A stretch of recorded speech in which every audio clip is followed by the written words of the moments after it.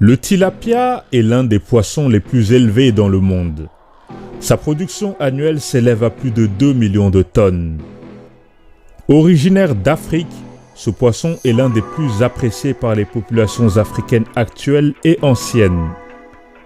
Dans l'Égypte antique, les tilapias étaient conservés dans des étangs au sein des palais royaux.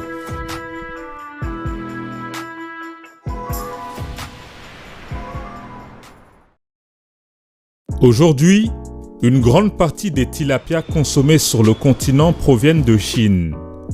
Ce qui est très surprenant quand on sait que ce poisson est originaire d'Afrique et qu'il est le poisson le plus apprécié par les populations africaines. Quelques pays possèdent de grandes fermes piscicoles.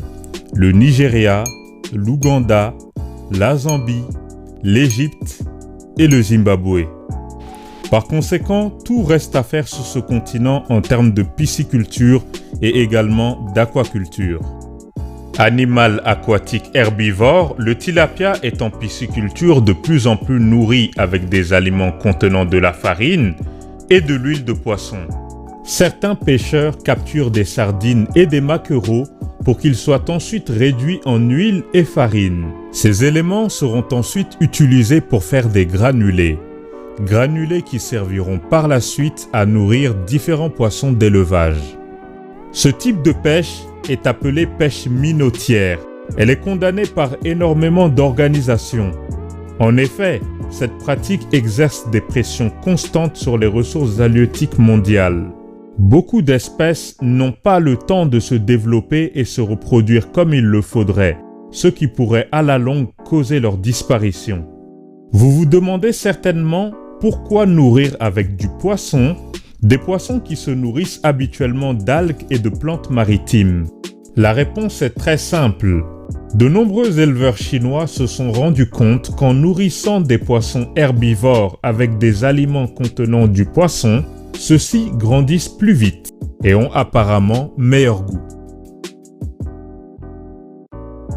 Sachez qu'il est tout à fait possible de nourrir vos poissons avec des granulés complètement dépourvus d'huile et de farine de poisson.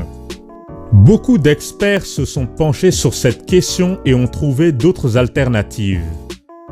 Nourrir les poissons avec des granulés contenant des aliments végétaux combinés avec des larves et des insectes.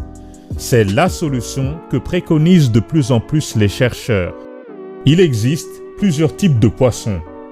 Des herbivores, des carnivores et des omnivores, avec des besoins en protéines différents, entre 20 et 25% pour le tilapia, 25 à 55% pour le poisson-chat, en fonction de l'âge et du poids.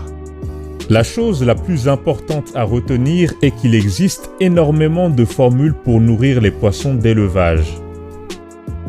Êtes-vous capable de différencier un poisson mâle d'une femelle ? Que feriez-vous si vous voyiez tous vos poissons à la surface de l'eau avec la bouche ouverte? Si vous ne le savez pas, c'est tout à fait normal, parce que vous n'êtes pas du métier. Si vous souhaitez vous lancer dans la pisciculture sans recruter de techniciens piscicoles, il devient pour vous obligatoire de vous former au métier. Pour réussir dans la pisciculture, il ne suffit pas de seulement nourrir les poissons. C'est une activité extrêmement rentable, une activité qui vous permettra de gagner beaucoup d'argent. Mais pour pouvoir réussir, il est important que vous connaissiez le métier. N'essayez pas de vous lancer sans connaissance.